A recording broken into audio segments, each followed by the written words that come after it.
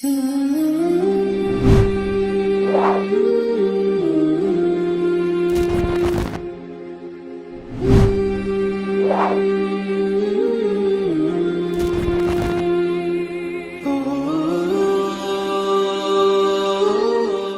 اللہ الرحمن الرحیم۔ موضوع سے متعلقہ تیسرے سبق میں خوش آمدید۔ دیکھیں، گزشتہ سبق کے اندر ہم نے یہ پڑھا تھا کہ موضوع پر مسح کیسے کیا جائے گا، عملی طریقہ ہم نے اس کا سمجھ لیا تھا۔ آج کے سبق میں ہم نے یہ دو مسئلے پڑھنے ہیں۔ ایک مسئلہ تو ہم نے اس میں یہ سمجھنا ہے کہ کتنی مقدار تک اگر موزے پھٹ جائیں یا کھل جائیں تو مسح کے لیے کافی ہیں، اور کتنی مقدار تک اگر پھٹ جائیں یا کھل جائیں تو مسح کے لیے کافی نہیں ہے، بلکہ آپ کو موزے تبدیل کرنے پڑیں گے۔ تو اب عبارت دیکھ لیں۔ وَلَا يَجُوزُ الْمَسْحُ عَلَى خُفٍّ فِيهِ خَرْقٌ كَثِيرٌ يَتَبَيَّنُ مِنْهُ قَدْرُ 3 أَصَابِعِ الرِّجْلِ وَإِنْ كَانَ أَقَلَّ مِنْ ذَلِكَ جَازَ وَلَا يَجُوزُ الْمَسْحُ عَلَى الْخُفَّيْنِ لِمَنْ وَجَبَ عَلَيْهِ الْغُسْلُ۔ ترجمہ دیکھ لیں اب۔ اور مسح کرنا جائز نہیں ہے ایسے موزوں پر جس میں پھٹن ہو زیادہ، ایسی پھٹن کہ ظاہر ہو جائے اس سے 3 انگلیوں کے برابر مقدار، اصابع رجلی پاؤں کی 3 انگلیاں، اور اگر اس سے کم ہو تو جائز ہے۔ اور مسح کرنا جائز نہیں ہے موزوں پر اس شخص کے لیے جس پر غسل واجب ہو۔ تو دیکھیں، اس کے اندر 2 مسئلے انہوں نے بیان کیے ہیں۔ انہوں نے پہلا مسئلہ یہ بیان کیا ہے کہ اگر آپ کے پاؤں میں 3 انگلیوں کے برابر پھٹن ہے، اب 3 انگلیاں کون سی؟ یہ انہوں نے بتایا کہ 3 انگلیاں پاؤں کی 3 انگلیاں۔ دیکھیں، اس کو رجل پڑھنا ہے، اس کو راجل نہیں پڑھنا۔ آدمی کی 3 انگلیاں نہیں، بلکہ رجل پاؤں کو کہتے ہیں، پاؤں کی 3 انگلیاں۔ تو اگر پاؤں کی 3 انگلیوں کے برابر موزہ آپ کا پھٹا ہوا ہے تو پھر ایسے موزے کے اوپر مسح نہیں ہو سکتا، اور اگر اس سے کم پھٹا ہوا ہے تو پھر آپ ایسے موزوں پر مسح کر سکتے ہیں۔ اگر 3 انگلیاں یا 3 انگلیوں سے زیادہ پھٹا ہوا ہے تو پھر آپ اس پر مسح نہیں کر سکتے۔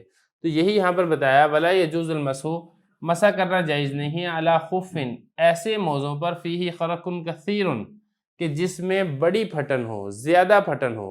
اب زیادہ پھٹن کس کو کہا جاتا ہے وہ بتا دیا۔ زیادہ پھٹن وہ پھٹن ہے یتبین، ظاہر ہو جائے اس پھٹن سے پاؤں کی 3 انگلیوں کے برابر قدر مقدار۔ لیکن اس میں 2 چیزیں ہیں۔ پہلی چیز تو یہ ہے کہ پاؤں کی 3 انگلیاں کون سی مراد ہیں۔ اگر آپ پاؤں کی انگلیوں کی طرف ملاحظہ کریں تو جو بڑی انگوٹھا جس کو کہتے ہیں، انگوٹھا وہ سب سے بڑا ہوتا ہے، پھر اس کے ساتھ والی انگلی بڑی ہوتی ہے۔ تو یہ ایک ترتیب ہوتی ہے، جو آخری والی انگلی ہے، 5ویں انگلی، وہ سب سے چھوٹی ہوتی ہے۔ تو آیا شروع کی 3 انگلیاں مراد ہیں انگوٹھے والی، یا آخر والی 3 انگلیاں مراد ہیں؟ تو اس میں آپ نے اس چیز کا خیال رکھنا ہے کہ اس سے مراد آخری والی 3 انگلیاں ہیں، کیونکہ وہ جو 3 انگلیاں ہیں وہ 3 انگلیاں چھوٹی ہوتی ہیں۔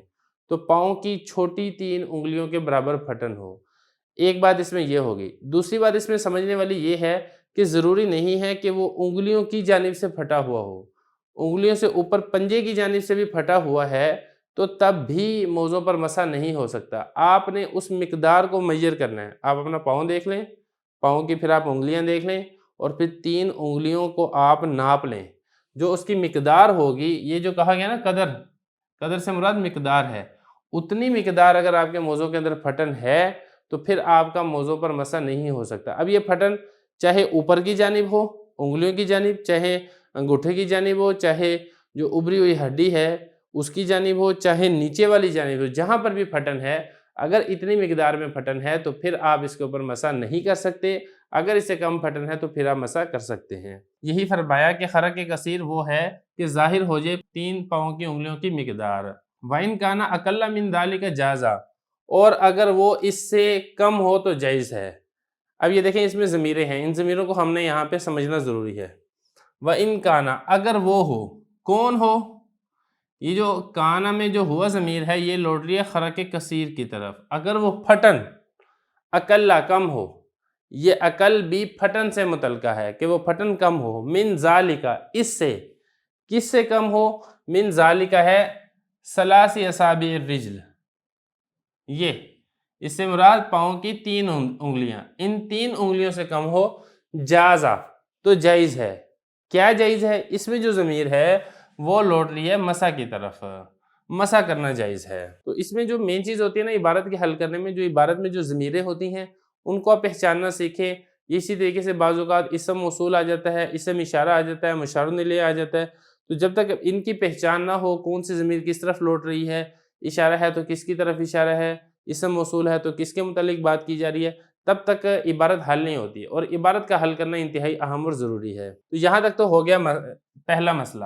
دوسرا مسئلہ بہت آسان ہے کہ موضوع پر مسح کرنا جائز نہیں ہے اس شخص کے لیے جس پر غسل واجب ہو چکا ہے، کیونکہ یہ بات پہلے گزر چکی ہے کہ موضوع پر مسح حدث اصغر ہونے کی حالت میں کیا جاتا ہے، جس کو بے وضو ہونے کی حالت کہی جاتی ہے، اور حدث اکبر یعنی غسل کے واجب ہونے کی صورت میں موضوع پر مسح کرنے کی اجازت نہیں ہے۔ یہ فرمایا وَلَا يَجُوزُ الْمَسْحُ عَلَى الْخُفَّيْنِ، موضوع پر مسح جائز نہیں ہے، لمن وجب علیہ الغسل، اس شخص کے لیے جس پر غسل کرنا واجب ہے۔